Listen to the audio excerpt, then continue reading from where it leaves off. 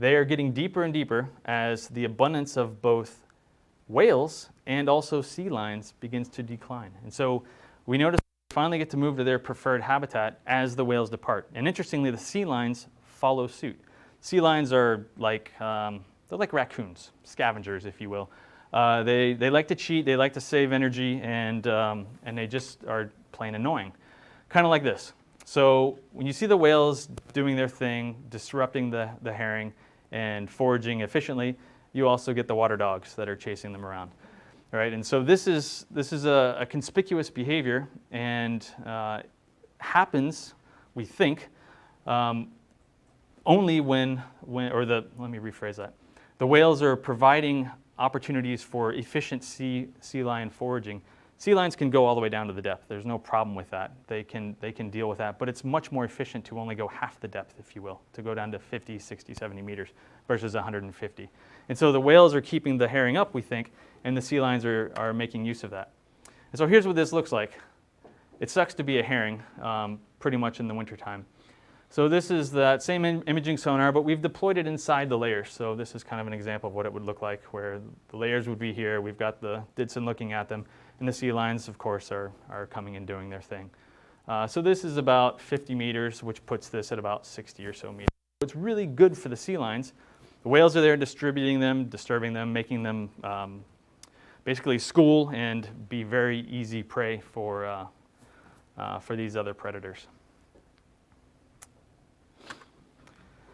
So we don't really know necessarily what the cumulative effect is of this, but we hypothesize that, that because the whales are present, it's also influencing the sea lions' ability to forage, and also makes them available to other predators like seabirds and other piscivores, which can make use of them. I mentioned earlier that we're continuing to carry on these observations because the populations in Southeast Alaska of herring have not really been doing so well lately, and I think that it's related to a meteorological phenomena. The last 3 years, two of the last 3 years of herring haven't shown up. They didn't come back, which is weird. And then this last year, they have shown up, but they've shown up in less abundance than they had been in years past. So it's unclear what that will ultimately result in with respect to the fate of the population of herring. But we know that the whales are also doing something different, which is really interesting. And so we have a student, she's actually graduated now, out of Southeast Alaska, and her job was to go and think about what are whales doing now that herring are less abundant. How are they making a living? And so some of them have found a way to efficiently feed at salmon hatcheries. And so this is a humpback whale right next to the pen of the salmon hatchery. And we notice that there's a few individuals that seem to be displaying this behavior. So it's not that they're not able to make a living, but they may be doing it in different ways. And so perhaps they're taking advantage of people's efforts for restocking, in this case, salmon. And whales are now finding efficient ways to forage on all of that effort. So what happens is they take the net pins out, they release the salmon, and then the whales, of course, are just like, hey, free lunch. And so some of them have done this, and it's interesting because it's the same. It seems to be the same individuals that are doing this and have been doing it for the last couple of years. So Ellen, she's the PhD student who worked on this, just graduated, and has done some really interesting work with that. And thinking about what it costs, what is the energetic cost for lunging for these types of organisms versus krill or versus herring. And it turns out that they don't really make a great living. They're about breaking even here, whereas if they're going for some of the other prey, they may actually be losing energy at the end of the day. All right, so that gets us that was sort of the middle or intermediate scale. And now we're moving to the broadest scale of things that we've been working on. And it brings us back to the Gulf of Mexico. This is a project funded by the Gulf of Mexico Research Initiative, part of the consortium called DeepEnd, which several folks here are a part of, and many others, which this is only a handful of the organizations involved. But this is a large multidisciplinary program that we've been involved in for the last few years and stemmed from, of course, unfortunately, the oil spill from 2010. And so it follows on the effort that came from that as part of the NERDA response. And so in that NERDA response, we had a suite of stations, as can seen here, that were occupied almost continuously during that 2010-2011 period for about a year's duration following the spill, and resulted in a tremendous amount of data that we collected, and of course many other people have been involved in this as well, and they've collected all kinds of information. For us, it's been over accumulation of 1,000 net tows, lots and lots of acoustic data, lots of time at sea, and lots of new discoveries. And one of those discoveries, well, I'll get to that, how we're doing this. The main approaches that I'll discuss for the rest of this are the two sampling approaches here, the MOCNES, which is a multiple opening closing net environmental sampling system, sensing system, I think, the MOCNES. Anyway, it's a multi-net system, so it's a big frame, it's a 10-meter square net. And so we drop it down, and it goes down with the net open all the way down to the bottom. This is the footprint of that. Closes, opens up a net, closes, opens up a net, and so forth. And so we get depth discrete data, which we can then compare directly with our acoustics. And so we have multi-frequency acoustic systems, 18, 38, 70, and 120 kilohertz systems that we've been using. And we use them simultaneously to try to characterize what is in the water column. And so it's an interesting thing to be able to try to put these things together. But one of the pieces that we've been really interested in focusing on has been thinking about scattering layers. And so these are the deep scattering layers that exist throughout the world's oceans. Okay, so I'll introduce you to this figure. So this is water depth, and this is time. And so what you see is a color picture, which is, we call it an echogram. This is intensity, so more stuff here, less stuff here, and it changes in depth across time. All right, so these are called deep scattering layers, sound scattering layers, lots of things like this. So what you see here, the prevalent behavior is something called diel vertical migration, which you probably all know about. But what I want to bring your attention to is how variable this pattern or process is across the world's oceans. So it's ubiquitous, it happens across all the oceans, but it doesn't necessarily happen the same way, which I think is the really interesting part. And that's kind of what's led a lot of the stuff we've done for the Deep End project, and then going back to the data we collected for the NERDA program. So what we do notice is that these are organized in these sort of depth discrete layers, right? And so at nighttime, they're up in the water column, presumably foraging, and then they move down at depth during the daytime, and then they come back up at night. And so we notice again that the structure is a little bit different across the different world's oceans. The Gulf of Mexico isn't here, but I will show you something similar. This is important, of course, because of this process here. So carbon transport. And so all this material moving vertically hundreds of meters a day. The world's largest animal migration happens twice a day. Okay? World's largest animal migration on the world, globe thing, happens twice a day, right? So a tremendous amount of materials being transferred from the mesopelagic to the upper water column, or the epipelagic. And that's what I think is the part we're really interested in. We have one of these things in the Gulf of Mexico, this spirally looking toilet bowl thing, the loop current, and then the derivative eddies that come off of it. And so occasionally we end up sampling in some of this area. And one of the things that we're interested in trying to understand is, how does this feature, this important dominant feature, how does it drive or characterize the scattering layers that we see? So I showed you that across the world's oceans there's variation. And we're beginning to pick up hints that the variation may also be, there may be variation within the Gulf across the areas that we've sampled, and likely we think is a function of this. So this is something that we're working on now. So the results are limited, but I think they open up some opportunity to have some interesting conversations about what may be driving this. So the next slide, I'll show comparisons between two dominant features. We have a cyclone and anticyclone. Generally, cyclonic systems are considered to be high productivity. Anticyclonic systems are generally believed to be low productivity, right? So you have an upwelling system or a downwelling system, and the associated productivity with that. So The presumption then is, of course, if you're in the Gulf of Mexico, you're in the anticyclonic system, you're likely to see reduced productivity or biomass in comparison to the cyclonic system.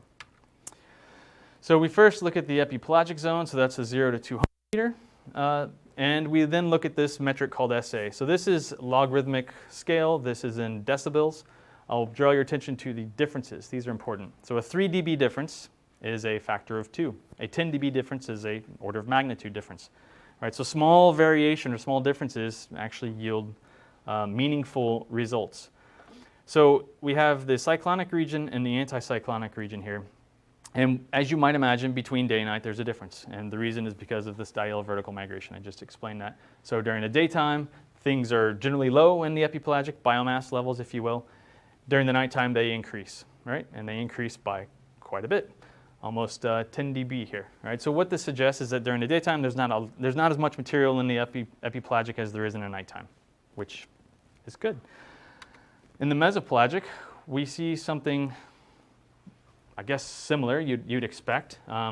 During the daytime, it would be a little bit higher. During the nighttime, it would be a little bit lower because those organisms are moving from the mesopelagic into the epipelagic. But what we see that wasn't expected is that the cyclonic regions, both day and night, tend to have a lower biomass, if you will, than the anticyclonic regions, either day or night. And so we expected that the cyclonic regions would be more productive, have more biomass than the anticyclonic systems. And it's suggesting that maybe that's not the case. Maybe there's some other factor that's mediating this. But if we just took everything and combined it all into a single number, which is shown here, this is the result we get. With help from Schwanman and his group, we've been able to look a little bit further into this, thinking about gradients of these responses. This is one panel of a multi-panel graph. I didn't bring it or didn't show it just to kind of reduce complexity here. But this is, if you're in an anticyclonic system, the AR index, this intensity index, it's a how extreme, if you will, of an anticyclonic system are you in. And so I'm not a physical oceanographer, so if you guys are and I offend you, I apologize. But this suggests that it's more intense downwelling than here, and then we would move into the cyclonic, and then common water areas below that. And so what we show here is solar elevation, so basically a function of light levels, which we know is important for structuring the movement. The periodicity in these layers moving in the water column is generally shown to be a function of light level. So light intensity is important, and they're believed to follow isolooms. So these organisms will orient to particular isolooms and move vertically through the water column in association with that. But what we see is that, interestingly, the gradient here, as a function of the intensity that you're in. And so as a function of daytime, basically night and day in the epipelagic, you don't expect much there, right, because they're in the mesopelagic. But at nighttime, they will move up, and they move up, but they don't necessarily do it evenly. So there is physical forcing, we think, that exists here. Again, this is something that's kind of new. We're still sorting out how to best interpret this, but it suggests that, I think at least, that some of the physics might be dominating how these organisms are concentrated, and in a way that we can actually measure them acoustically. This is not a great way to demonstrate light intensity, and like I mentioned, Schwanman's group is helping us kind of think about this, where we can actually discretely measure light intensity in the water column. So the mesopelagic one is one that's still kind of baffling with regard to this gradient. I would expect, I guess I'm a little surprised that we see highest peaks in biomass associated with the highest intensity of these physical features. So if anyone has any comments or thoughts on this, we're still trying to wrap our heads around what may be driving this. It'd be great to discuss this more. So this is the process in the Gulf of Mexico: nighttime, daytime, nighttime. But if you look closely, and hopefully you can see it, it's not just one mass of things moving. There's filaments, there's pieces that comprise this behavior. So if you look closely, you can see there's a dominant layer there, there's another one there, and then they go to different depths, which meaning that they're migrating different distances. So first, second, and third. So if you squint, you can see 3 layers in here. the first layer actually goes further than the second and third. So they're moving at different times, and they're moving at different distances, which suggests they're also moving at different rates. Right? So these different layers are comprised of different organisms that are cueing into something which we're still trying to piece together, possibly light, possibly each other, possibly sound, maybe chemical cues. But it's opening up some really interesting questions about how these things are structured in the Gulf of Mexico and what may be mediating these movements of these layers from the surface to the bottom and then back up. The 3 layers you're referring to, I'm having a hard time. Oh, you can't see that? Come on, Dave. I see maybe 6 or 7, so I wasn't sure. Oh, well, this is a bad figure. So, yeah, so there's one here, one. Oh, here's a pointer. I'll use them both. How about that? Is that better? Yeah. All right, so we got one here, one there, and one there. And over here, in most cases, so I guess I should qualify this statement. In 92% of the cases, there were 3. Sometimes there were 4. And there aren't necessarily always 3 going down and 3 going back up. So it's a bit more complicated than just saying there's 3 layers. But in this case, if I were to tell you which one this graph represents, I'd say, this is all of them together. But in this figure, if I were identifying them, there's one there, one there, one there, and possibly the start of one that sort of dissipates. And here, you'll notice that when they go up, there's actually multiple groups that may be originating and moving up. But on average, the majority of the time, there were 3 dominant layers that moved. And so the fact that in one station or one location you see this, lots of complexity, and in another one, it's much more simple, again, is another interesting feature of this that begins to, we need to ask, what's dominating this or what's driving this variation? And that's the part that I think we're most interested in now in spending our effort trying to tease apart. So in trying to answer this question, we now think about using the acoustic data to separate into relevant taxonomic groups. And we do that by examining the acoustic responses. So we have multiple frequencies, and each frequency generates a response. And so we can compare one response to another in the same volume and begin to think about how an organism would respond to sound across these different frequencies, and then begin to think about, based on models that we have, which category that organism might fit into. And so we can broadly classify acoustic responses based on something called like dB differencing, where we're basically looking at the difference between one frequency and another frequency and recognizing how these organisms would respond to sound and classify them to these groups. And so just as an example, 2 different migrations, you can see that there's inherent complexity. All other things being equal, right? The responses across these are quite striking. And the depths themselves are also different, which is very interesting. The dominant patterns of these layers, and also the ones that don't move, right? So not everything migrates vertically.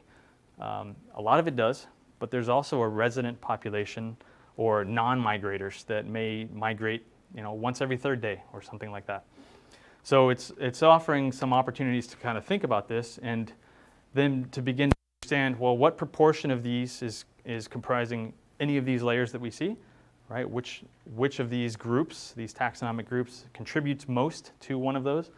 And then more importantly, I think, gets us into asking questions about carbon, right? How is carbon being moved from the mesopelagic into the epipelagic? And which groups are most important in structuring or driving that? And so you can see, I just highlighted this again, these are the 2. So on the downward phase, we find that those with gas inclusions, and so that's going to be fish with swim bladders and other invertebrates that have gas inclusions, their contribution is 0.8 to 1.2 milligrams of carbon per square meter per day. This is, I should qualify this again, back of the envelope calculation here, which we all like to do occasionally, but it demonstrates some interesting patterns, again, all other things being equal, that the large non-swim bladdered fish, so these are fish, yay size, that don't have swim bladders, so they don't scatter sound in the same way. But there are many of them, are an order of magnitude more in terms of the carbon flux that's attributed to that group. And then on the upward phase, we see something similar for those 2 groups. So this is just an example, and this is the pathway which our group is leading toward. if anyone's interested in modeling carbon flux and trying to think about those gains and losses, I would really be interested to talk to you, because we can get it to here with the acoustics, but broader scale sort of implications would be really nice to consider. Oh, try that again. Helps when you go the right way. Okay, so that's all cool, and all of that I've shown you comes from things that look like this. So you have a ship, you have these sonars, and they're sending out sound and receiving sound and integrating large volumes of water, right? So which means that the responses that you're seeing come from a lot of integrated volume and lots of different organisms contributing to that signal that you get. And so that's nice, and it helps to describe large-scale patterns, but it doesn't help us really get to the crux of the questions that I've mentioned I'm interested in addressing. And so that's led us to move beyond the ship. This is still important, we still do this, but then taking these instruments, as shown here, and sticking them down at depth into the domains where these organisms actually exist, and thinking about the small scale or fine scale patterns. So this is an example. One evening, we've got the layers here. This is the Mach Ness path, which we've sort of overlaid onto this. And on the Mach Ness has our sensors. And so the sensors go through all of these. And the sensors are only looking out to about 10 meters or maybe 20 meters. And so the closer you get to an organism with these devices, the greater your resolution, which means that we can now see individuals. So we don't necessarily see this anymore. We still see this from the ship, but the sonar that's deployed inside this, that goes all the way through it, right, that goes through this whole slug, provides us something that's much more interesting. And so these are now individuals. Okay, so we've gone from the aggregate to the individual at depth, and we have this all the way through. So even when we get down to here, where there are still organisms, we can compute in situ densities. We can then think about how these might relate to one another. We have the ability, whoa, I gave it away. Have the ability to track them. And so this is the behavioral component now. We can start to think about how do these individuals relate to one another? How do they respond to the physics? How do they change over time and as a function of depth? And so we can look at those like we would any other acoustic approach, but we can do it at depth, which is really informative.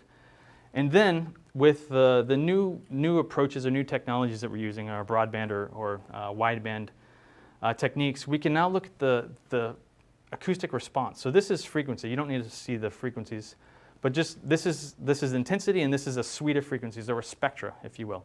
And so these instruments have the ability to collect data not just at a single frequency, but think of it like a full spectrum. And so kind of like a GC or a mass spec, right, would provide you these signatures. We get acoustic fingerprints now of these organisms. And so what this allows us to do then is to now look at these individuals as single particles, look at their acoustic fingerprint, if you will, and then begin to tease apart who's really contributing to the volume, or this volume scattering that we see, and how does Bob over here, who's next to Susie, how are they responding? And are they the same organism, or are they different organisms? And then ultimately, of course, thinking about if we can get to the individual